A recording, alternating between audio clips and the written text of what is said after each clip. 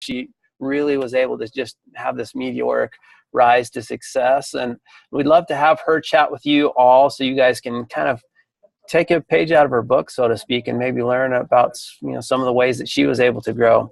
So what I'm going to do here, Britt, can you unmute Rachel? Or Rachel, I don't know if you'll be able to unmute. Okay, so I'm going to go ahead and introduce you guys really quick to her, and we'll turn the time over to her really fast. But Rachel, can you give us kind of like an overview of, you know, your coaching experience from start to finish, you know, just as far as like, if, you know, what motivated you and where you kind of came from?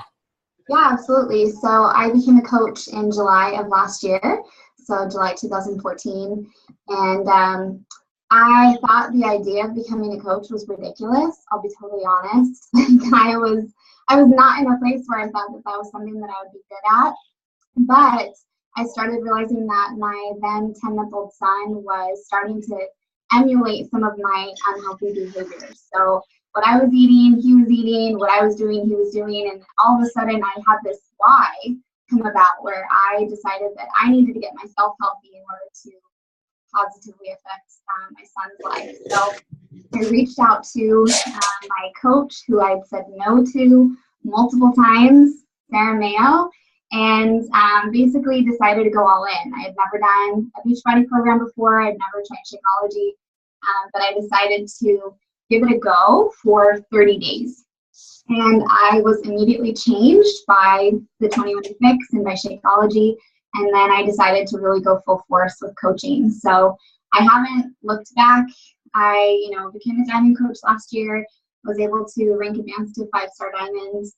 I think in September of this year, on my walk, September, and basically have just not stopped since. I love everything that we do. It's my passion, it's my career, and I'm all in. So I'm excited to be here tonight. Thanks for letting me talk to all of you guys. Yeah, for sure. So, right now we're in the throes of Fall Classic. We've got Thanksgiving that's coming up. We're kind of coming into the holiday season, and it's going to be one of those times where we just have to keep on pushing, and we're all trying to get to these different rank advancements and things like that. So I'm sure that's what everybody wants to know. So let's jump right to it. Like, what would you say was the major thing that really helped you rank advance so quickly? And what would that be? There's actually there's 3 different things, and these 3 things are what I actually wanted to kind of cover tonight in our call. The first one is mindset, and we all know mindset is huge. The second one is recruiting the right people and making sure that you are building to your team the right type of people in order to push yourself towards premier or elite. And then the last kind of big category that I'm going to go into the most is how to be a leader, and specifically how to lead like an elite coach. So that's basically what I'm going to be talking about tonight. So do I have to go ahead? Am I good? Okay, so there are phrases that are going to lead you to success, right? We always talk about I am statements as opposed to saying things that are kind of wishy-washy, right? So how I wanted to open up the call was by having everybody say out loud, even though we can't hear each other, your I am statement for 2015. So I want to see all your mouths moving. Mine in particular is I am a 2015 6-star diamond elite coach. So I want to see all of you guys saying your I am statements, even though I can't hear you. I know that in the beginning when I started saying these I am statements, they felt super weird. Like talking to yourself was out of the norm. At least it shouldn't be normal, right? And so in the beginning when I started doing these I am statements, I started doing them while I was driving my car. Because for some reason it seemed a little bit less weird to be talking to myself while I was driving. So I'd be driving and saying, I am a 6-figure earner. I am a 6-star diamond elite coach, So make sure that you're saying those I am statements every single day. I'm going to share my screen real quick because I wanted to show you kind of a hypothetical scenario as far as what percentage of success you can experience based on what you're telling yourself. So let me share my screen real quick. I hope all of you guys can see this. Chances of success, 0% if you are telling yourself, I won't. Doesn't matter what it's about. I won't equals 0% success. All the way to 100%, which is I did. You know, I did accomplish my goal. I am a 2015 six-star diamond elite coach. So make sure that every single day you're starting off your day with that particular mindset where you are telling yourself your I am statements. Whatever they are, make sure that that's what you're starting your day off with. Let me go back to, I'm going to unshare my screen. Oh, I minimized all of you guys. Hold on.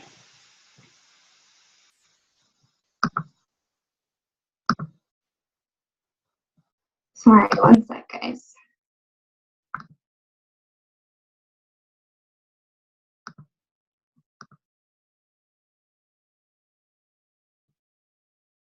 There it is. Okay. Am I back? I'm back, right? Yep, you're good to go. Okay. So as far as talking about mindset, the next important thing for you to really have is a mantra.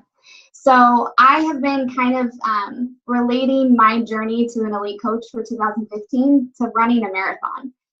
It feels like we're running a marathon, right? We've been pushing all year. We're getting super close, but we're kind of getting to that sweet spot where it's make or break time. And so I found this running mantra online that was about running that I really liked, and I'm going to read it to you.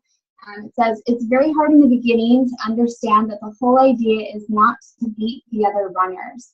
Eventually, you will learn that the competition is against that little voice inside you that wants you to quit. So I want you to find a mantra. Find it that's something that speaks to you and that is, you know, really makes sense for what you're pushing towards, and put it in front of you. I made this my desktop so that I could really be looking at this, because this is, you know, the last couple of minutes of the fourth quarter. We're pushing and now it's go time. So make sure that you are realizing that now is not the time to quit. And the difference between you and other coaches that won't meet their goals are you aren't going to quit even if it makes sense to. So find a mantra.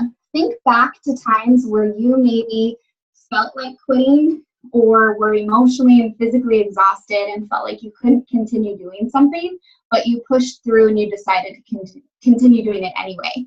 Think about those times in your business. Think about those times, you know, in life. Maybe it was in school or while you're doing a workout. Think about those moments where you decided to push anyway, and remember what the result was. When I was pushing last year to become a diamond coach, once I got there, I was like, oh my gosh, I realized the type of work that it was going to take in order to accomplish my goals. And I had a choice last November. I thought I can either continue pushing and I can make my dreams bigger and my goals bigger, and I can keep working and push through this, or I can quit and just kind of like settle where I was. And a lot of people settle, and that's the difference between leaders and the people that are just kind of, you know, satisfied with being mediocre. So think back to those times where you pushed past where you thought you could be and the end results. Remember the big picture. The big picture is huge.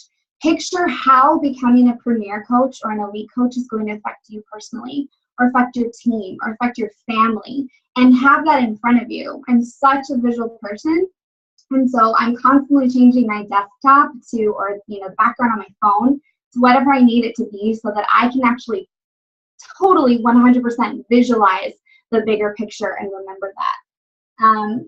As far as mindset goes, I think it's important to stay present and focus on what you can actually control.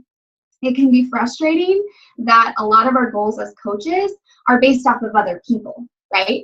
They're based off of action by other people. And so what I've done in my business is focus on what I can actually control. And then I've made a roadmap. I've made a roadmap where I see the end goal, I see the picture, I see what I'm pushing for, and then I kind of reverse engineer exactly what I need to do in order to get there. Who's involved, what it's going to take. I always write down dates for my goals. That way, I know this week exactly what I need to do for my business. And this week, just to share, I need 2 more active coaches under my husband's business center. I know exactly where to place them. I know what type of coach they need to be. I need to get that coach signed up, according to my goals by tomorrow, and I'm going to make it happen. So make sure that you have all of your goals written down and reverse engineered so that come the deadline for Premier and Elite, you're already there and you're not cramming or procrastinating to the last minute to make it happen. Something that has been really good for my mental health is having a space of my own. I call it my happy place. I'm in my happy place right now. Whether you have space in your home, whether it's somewhere outside, do something for yourself to make a space where you can focus and work. I can close the door in here. It smells good. It's clean. I'm not on mom mode. I'm on business mode when I'm in here. And so make sure that you find a place where you can really clear your mind and focus, because it has helped me tremendously get to my goals by having that place where I can just put on blinders and totally get in the zone. I want to talk about recruiting the right people, because that is sometimes easier said than done. In the beginning, a lot of coaches just feel like they're going to recruit to the masses, right? They're going to appeal to everybody, to anybody. They're going to do whatever it takes to get, their 8 coaches to become diamond, or whatever their goal is, 2 coaches to become emerald. And that is the opposite approach that you should be doing with your business. So what I decided recently, because we're talking about, pushing towards the end of the year, I decided to make myself get a little bit uncomfortable, because the last couple months, all of a sudden my recruiting tactics that had been working previously, all of a sudden weren't doing so hot. And I was getting kind of complacent and too comfortable in the methods that I was using. So I did a call with Brittany Adamson a couple weeks ago with some of my coaches that are pushing towards diamonds. And she specifically, we're talking about ways to recruit. And, she told us about a coach that basically posted something when she had already achieved the goal. And in her mind, it was stupid, which were her words. And so I was thinking about Brittany the other night. I think it was on Monday, which I never post recruiting, post on Mondays. And I was sitting on my couch with my husband, and I was like, okay, I'm going to get stupid.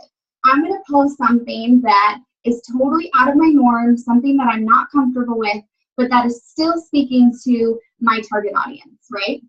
So I did something totally out of the norm, and I got 2 really incredible coaches out of it, just like that. And I was shocked, because all of a sudden getting out of my comfort zone got me closer to my goals for the month, which was fantastic. So try something different. Try something creative that hasn't maybe worked for you in the past, and then do it. I always tell my coaches that in the beginning, it feels really uncomfortable to post your before and after photos, but it's your own personal before and after photos that are going to get you the biggest results. So it's those times when you feel uncomfortable as a coach because you're stretching, you're growing, that you're going to get the best results. It's super important to convey the right message to people, especially when you're pushing, we're pushing at the end of the year, we're in the 4th quarter, there's a couple minutes left, and it's super important to be conveying the correct message to people. And what I mean specifically by that is when you are recruiting people, you are 100% setting them up for what type of a coach they're going to be most of the time. The way that you talk to them, the resources that you provide them, all of the above are going to determine what type of a coach they are. And in the beginning, I didn't understand why I was getting lazy coaches. I was getting coaches that weren't showing up to my team page, that weren't contributing, that were upset that they had to have Shakeology on Home Direct, or they would cancel right from the get-go. I think we all have had coaches like that. And I realized that it was because of me. It wasn't because of them. It was because of the message that I was conveying. So when I was recruiting in the beginning, I had a really kind of lax attitude. And I would say things like, you can work whenever you want. You don't have to work hardly at all. The only requirement is a $15 a month fee. You don't even have to purchase Shakeology continually. This is a job where it's super relaxed. You are the boss. And then, you reap the benefits. Was basically, I wasn't saying necessarily all those things, but that was the attitude that I was conveying. So if you're pushing in the, fourth quarter of a game and you're tied, who are you going to put into the game? Are you going to put in those people that are going to push your team forward and get you a win? Or are you going to just recruit anybody that maybe hasn't been showing up to practice? You obviously want those rock stars. And so now more than ever, you need to be specifically talking to people in a way that is going to help them understand the proper mindset that it takes to actually be a successful coach and to be a leader. I briefly said this, but make sure that your coaches have their expectations. I'm sorry, let me say that again. Make sure that you are setting proper expectations up front with those coaches. And then know exactly what type of coaches you need. So, like I said, I need 2 new coaches under my husband's business center, and I'm going to get it done by tomorrow so that I can get him back to Diamond on Thursday. And I know exactly what type of coaches I need. Do you have it mapped out what type of coaches you need in order to get back to Elite or get to Premier or wherever your goal is? Do you know if it's a discount coach? Do you know if it is a career coach? So make sure that you know exactly what type of coach you need in order to put into the game. I know I keep using like sports metaphors, so to speak, but a really solid team, everybody has their different position that they play. They're not all the same, right? And so you don't want to build your whole business off of discount coaches because you're not going to become a premier or an elite coach.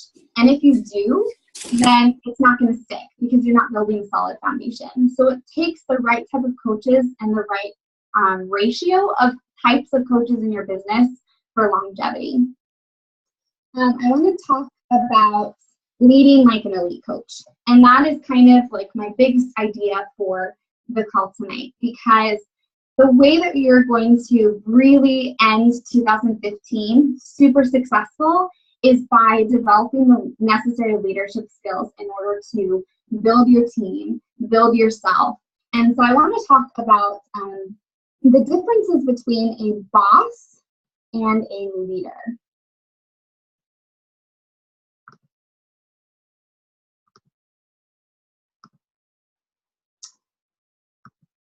So let's see.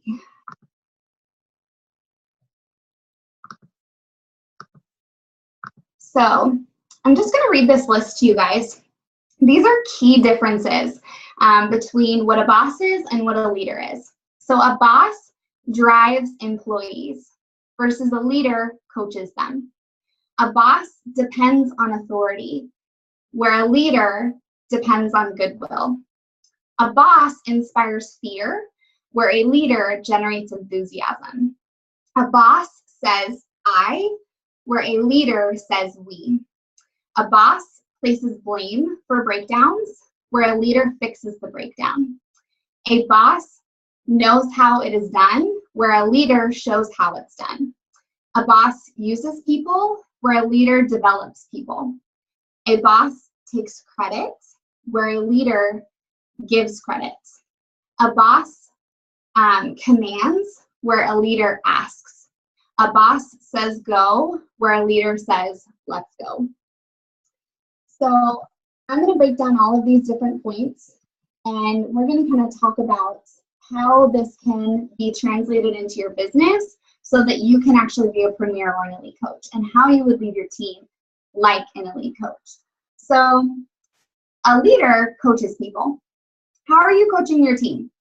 I really seriously want you to sit there for a couple of seconds and reflect on how are you coaching your team.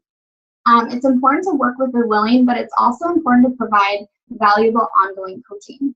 I teamed up with my coach, Sarah, as well as some of my sister coaches this last month, and we ran a coach accountability group, and it was super fun, and I felt like it built a lot of value while also roping in massive amounts of our team members to get back involved into the coaching business, and it was really successful. I feel like it's really important, especially at the end of the year, to be providing valuable coaching to your team members so that they can end the year strong as well, and so that they know exactly what they need to be doing starting off in 2016. That's huge. A leader depends on goodwill. I loved the definition of goodwill. It means friendly, helpful, or cooperative feelings or attitude.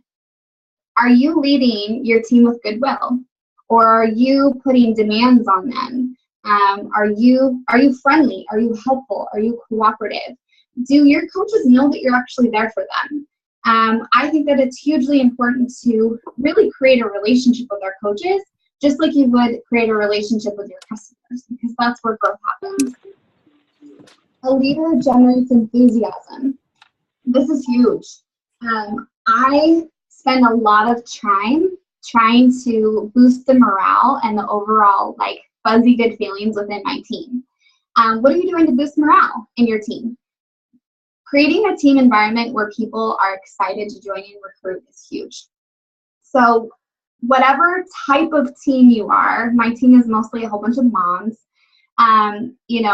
We have been figuring out ways to connect with each other, because when coaches are not just connected to me, but their coaches are connected to their sister coaches or, their bigger team family, all of a sudden they're excited to show up to work, because it works the same way as either a negative or a positive work environment, like in an office you would show up to. My favorite jobs have been based on the people, and coaching is no different than that. So make sure that you're creating a positive team environment where your coaches want to show up every day. And that includes your coach page or your team page. Do people want to be showing up in your team page? I get all of my coaches set up with a success partner. It's kind of almost a non-negotiable. I just play matchmaker. And I first ask people, I say, hey, who wants a success partner? And then I actually prayerfully and really thoroughly think about who they would be nicely paired up with. And then I make that happen. And then I basically send them on their way with their partnership so that, again, they're making a connection with somebody else. Keep your team environment positive. This is huge. And as a leader, I feel like it's kind of our responsibility to set the tone of your team. And when I think of an elite coach or a premier coach, there's somebody that's positive. They attract good people. They say nice things about other people. They say nice things about themselves. And so make sure that your team environment is reflecting that. And if it's not, make a change and start by making a change with yourself, and then teach your other coaches by example how to be a positive person. Invest in pushing the whole team towards premierity. This is not about just us. Sometimes it may feel like it, and we can get these, blinders on for our own goals. But make elite or premier a whole team goal. It's a team effort. It's based on the whole team. And so make sure they're understanding exactly the value behind it. I know I've talked about Sarah a lot, or maybe not enough. I could say so many good things about my coach. But she's done such a good job in sharing in our team page exactly what elite is, what it's going to mean for our team, that it's going to mean, prestige, that our coaches can then talk to their potential coaches and say, join my team. We're a 2015 elite team, which is incredible. It means access to better trainings. It means so many things as a whole, not just as individuals. So make sure that you're building the value with your whole team so that they know that it's a team effort, but that it's actually a worthy team effort. I do have one question for you on that one. We've been getting a lot of people who've actually been asking about that. A lot of people feel bad, and it's something we've been working through with a lot of coaches. So can you talk to us a little bit about how you approach that with your team, as far as approaching it as a whole and not feeling guilty about being selfish? Well, that's actually a really good segue into my next point in the list of what a leader does, because a leader says we instead of I. So if I were to post into my team page and say, I want to be a 2015 elite coach, and I need you to do X, Y, and Z so that I can have premier seating at Summit for 2016. That's all about me, right? Which those are great things. I'm excited about those benefits, but that doesn't, that's not relatable to the team. And so instead, Sarah has really given me a good example as far as talking about the benefits of how it will benefit our whole team.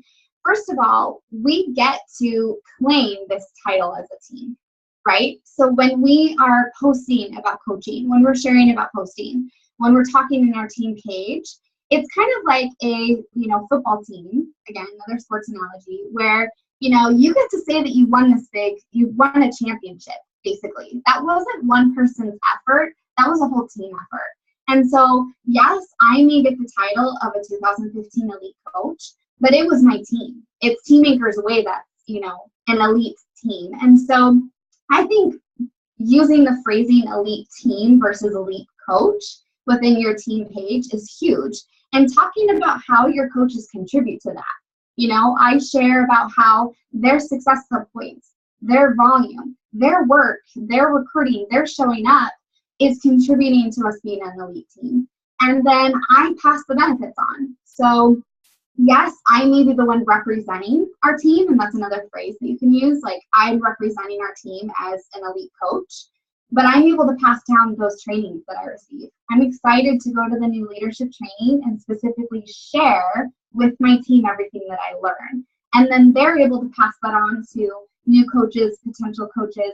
Look what my coach is doing and look what our team is doing. Does that answer the question, Joe? That's fantastic. I love it. And my mind goes to, I'm reading a book called The Tipping Point right now, and how just one specific thing can change the whole atmosphere in a team. And I think that conversation you could have with them about that can really be the tipping point for your team to push you in the right direction. Fantastic. Well, you have to back up what you're saying too. You can't use the we statements but still be a selfish person, because those actions are going to, they speak for themselves. So and that, kind of goes down into another point that I'm going to share in a minute, but it's really important to make sure that your team knows that that it's because of a cumulative effort. It's not something that I've been able to do on myself. And so continually giving that back to your team and being like, hey, we're an incredible team. This is what we've done together, rather than, this is what I've done, so to speak. A leader also fixes the breakdown instead of blaming other people. This is huge. I've had breakdowns in my downline, which I think all of us do, right? Like you have your personally sponsored coaches on track. They know exactly what they should be doing. You know what you should be doing. And then there's a coach further down the line that falls off. It can be like a really bad version of telephone sometimes. Have you guys ever felt that way, where like you're conveying a message really effectively, but then somewhere down the line it's just not being received?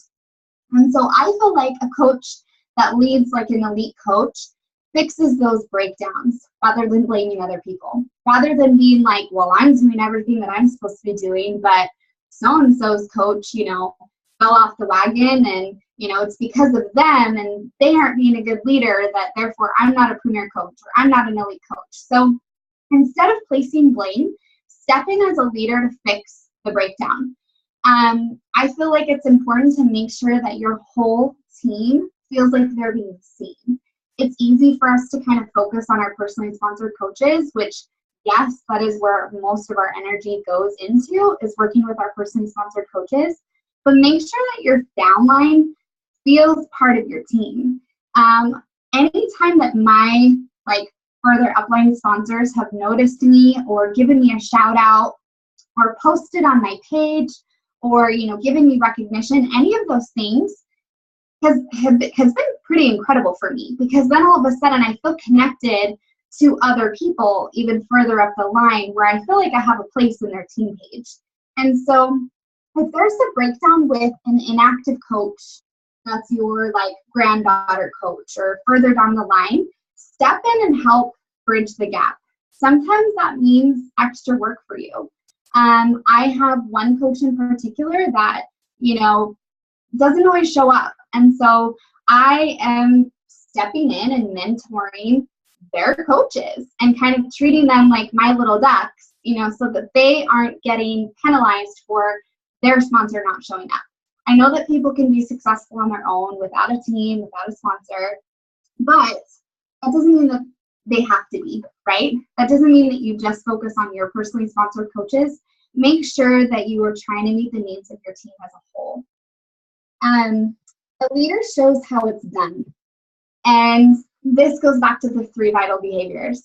And it should be my number one point, because a leader leads their team by example. Carl Deichler shared about staying in phase 1 at Super Saturday, and this is huge. I posted in my team page yesterday. I was like, okay, a little bit of honesty. When I'm doing my 3 vital behaviors, you can tell because I have so much to post on social media. When I'm following my 3 vital behaviors, I have workout posts, I have food posts, I have, happy vibes because I'm doing my personal development. All of a sudden, I have all this content to share. And then all of a sudden, I have this contagious energy that attracts people, right? It's not just about doing the work on my own. It creates something. It seriously creates this crazy energy where people are like, I want to join that. I want a piece of that. And people can feel that momentum, right? And so leading by example and showing your team how it's done is huge, because they're going to emulate whatever you're doing. They're going to totally copy your vibe. They're going to copy how you recruit. They're going to copy whether or not you're doing a program. And so it starts with you. And yesterday was a super good day for me because I got to start the 21-Day Fix Extreme over again. And all of a sudden I'm like, I'm on fire. Like day 1, I'm ready to go. I'm doing a program, before Thanksgiving. I'm super excited about it. And just because of that and because of that energy that I put out, I attracted a new coach yesterday. It's incredible. It's incredible what energy you put out to people based on the actions that you're actually doing in your daily life based on the 3 vital behaviors that attract other people. Let's see. A leader develops people. This is huge. What do you have ongoing in your team in regards to training? What content are you providing them to help them move their business forward? I am totally guilty of just like getting in the zone and getting my work done and doing things for myself. And then all of a sudden I'm like, I should be sharing this with my team, So what do you have ongoing that's providing value to your team? I was talking to another coach that actually did this exact thing call today with the central coaches. And she recently did a social media makeover group with her team. And she kind of gave me like a little bird's eye view to be able to see exactly what she was doing. But it was incredible. It was such a cool concept of adding her coaches into this group on Facebook where basically she was walking them through doing a social media makeover. So kind of basically like a makeover for your storefront, right? And then she was coaching them through making their pages look more attractive. And her whole team looks super professional now, and I'm really impressed. And so continue to develop your team members. When you find something that works for you, share it with your team. Share it with your other coaches because success breeds success. I also think that developing people, a really important way to do this, which I talk about all the time now, is delegating. So I am a type A personality. I'm a control freak. And I like to totally micromanage everything to the point where if a coach were to ask me how to change their Shakeology, like their Shakeology flavor, I would be like, I'll do it for you. Like, it's not even worth me spending 2 minutes of my time to explain how. I'll just do it for you. So I am a compulsive handholder. And after Summit, I decided to stop. I learned some really valuable lessons at Summit about basically helping to develop leaders by inviting people to step up to the plate. So I feel like part of developing people, developing your coaches into leaders, and developing leadership skills yourself come back to whether or not you're delegating and allowing people to step up and grow themselves. And since then, my whole team environment has changed. And my attitude has changed. All of a sudden, I have coaches that are recruiting. That really, truly is one of the major things that I changed between June and September that got me from, diamond, 1-star diamond to 5-star diamond. It was delegating. It was allowing my coaches the opportunity to step up, have a place, have a voice, have a job in our team, that all of a sudden they're like, basically felt like I gave them permission to be a leader. They stepped up, and then all of a sudden I had all these diamond coaches. So if you have people that are on the verge of hitting a rank advancement, emerald, diamond, 1-star diamond, whatever it is, give them a leadership role. Give them the opportunity to step up. Give them permission to be a leader instead of hand-holding and doing it for them. I always have the mindset of like, okay, this is my goal to be an elite coach. Therefore, I need to do X, Y, and Z. And then I don't want to leave it to chance. I don't want to leave it up to other people to do it. And so I would do it for them, right? Like, oh, you're having a conversation with so-and-so about recruiting. Let me step up and let me tell you what to say, right? So micromanaging kills leaders. It just does. So make sure that you're giving them the opportunity to step up. So question for you on that. Like, so what roles would you give some of the people on your team to help them step up? You know, like give us some examples there. They might be super small, and some of them are small, but for example, I have a coach that is totally a geek about Shakeology and Shakeology ingredients. So recently she took over the role of sharing with our team a couple posts per week as far as how they can build value or, you know, express how awesome Shakeology is. So she's kind of become our Shakeology guru. And, you know, so she's popping in our team page a couple times a week and being like, hey, go post this or share this ingredient. I have people doing simple tasks like posting about the National Wake Up Call every Monday. You know, somebody that really has great organizational skills that likes to, you know, do those type of things to post reminders about Zoom calls or National Wake Up Calls. All of a sudden, you know, they're doing something that's fun to them. And it relieves this burden off of you as like the team leader to be reminding everybody about every single thing. And then all of a sudden the team is paying attention. And it's cool what happens when you work together. All of a sudden everybody like is more relaxed. We have more time to actually be following like the 80-20 rule where all of a sudden I have this time to recruit because I'm not posting in my team page 15 times a day. All these reminders, do this, make sure you know what I mean. So it opens up all this time when you are working as a team is what I'm trying to say. That's perfect. Because I think sometimes coaches get a little bit bogged down with all the minutia and everything else. And that's truly where being a leader comes in. You know what I mean? You want to lead other leaders. You know, you don't want to just be hand-holding all the time. Yeah, I want business partners. And all of a sudden, I got a bunch of business partners. I got, 10 to 12 business partners. They're all close to diamonds. They're excellent coaches. My whole team is great. But all of a sudden, these coaches, certain people really stepped up. And it's made their business boom. And all of a sudden, I feel like I'm, it was like I was pushing a car and now I'm driving a Ferrari, like that's kind of what it feels like. You got some horsepower now. Yes. Not that your coaches are horses, but a bunch of people, like we're running together. It's really cool. So I got a question for you as well. We talked about, kind of recruiting the right people, and there's another personal development book called Good to Great that talks about making sure you have the right people on the bus.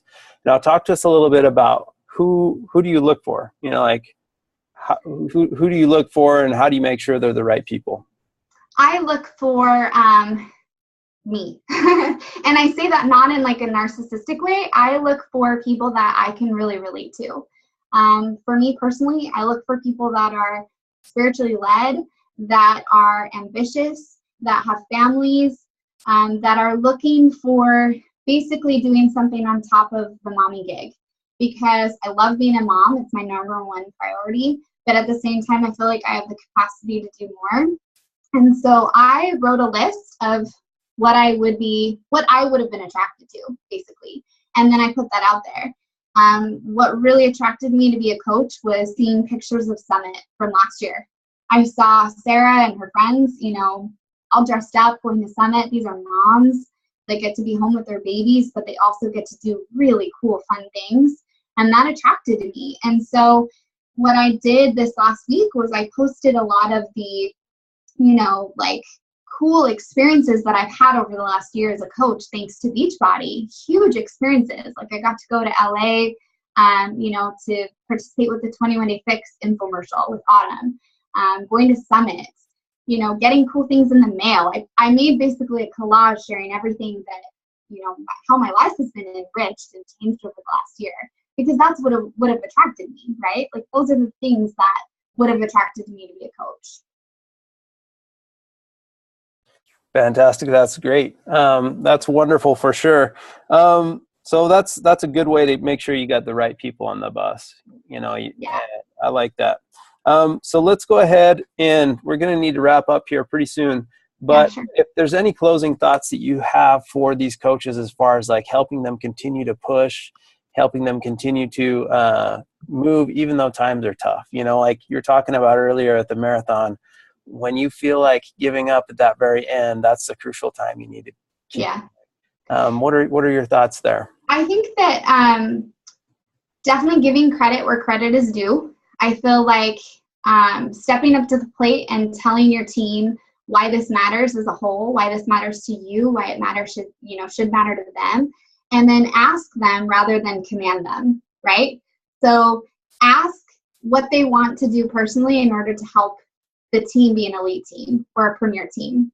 Ask them how they want to contribute. Let them step up to the plate as leaders and then lead them. Lead them by example. My last point was, leaders say, let's go, instead of go. So don't be commanding and driving your team based on your own goals. Figure out what really is going to motivate your coaches and your team and help them see the bigger picture so that it's something that they want to. Because you're not going to get there if it's something that you want, but they don't want it with you. And so find ways to convey that message by tapping into what's important to them. And again, that goes back to recruiting the right people. If you have people like yourself or the right people on your team, they're going to be similarly minded as far as goals go. And so it's going to be a lot easier for you to convey why this is so important and what it's going to do for your whole team if you are bringing in the right people into your team. So that kind of takes it full circle back to why recruiting the right people is so important. Fantastic. That's awesome. I think that's truly, you've shown like the true hallmark of a true leader. To me, it's being able to really help the people you're with or on your team realize their true potential. You know what I mean? And they're only going to be able to do that if you know what their goals are and you're able to help them do that. And you're giving them responsibilities. I'm loving this, document you shared with us on what a true leader is and how you can really help. And in all honesty, that's what it's about. You know what I mean? Is to be able to leverage your team, because one person just can't do it on their own. Right. So that's great. Can I read one quote? Yeah, for sure. I love this quote. It's by John Quincy Adams. If your actions inspire others to dream more, learn more, do more, and become more, you are a leader. So at the end of the day, if that's what you're doing, if you're inspiring other people to dream more, learn more, and do more, and become more, you're a leader. Fantastic. Well, Rachel, thank you so much for coming and presenting for us today. Definitely a lot of cool nuggets here you were able to share with us. We really appreciate it. For all of you guys that are pushing for elite, the biggest thing I would say is going back to that race mentality. When I was in track as a kid, the coach would always say, don't worry about what's going on around you. Don't look behind you. Don't worry about anything. Just worry about the finish line. I think at this point in time, sometimes doubt comes inside our heads and we start thinking, I don't know, can I do this? I don't know if I try and I can't make it, it's going to hurt. So maybe I just won't try. And it's like, don't worry about if you're going to make it or not. Put those goals out there, get that mantra going on that Rachel was talking about and just push forward. Don't worry about anything else. Keep going, keep your eye on the prize. And if you get to the end, once the dust settles, you're going to be in a better place no matter where you end up. Okay. Yeah, so, everybody, Rachel, thank you so much for joining the call today. We're excited to have you here, and we'll be posting this up shortly. Thank you so much for joining. Woohoo! And we'll catch you guys next week. Brittany, I'll turn your time over to you really quick if you have anything else. Just go for it. That's all I can say. Just do it. Those I am statements are huge. The best thing that Rachel ever did in her business was let go of everything and delegate everything and really be that leader that everybody looks up to. So Rachel, incredible call as always. Just adore you. But coaches, write down your goals. Go after them. You have time. Make it happen. Have a great 2015. Bye, guys. I'll submit it. Bye.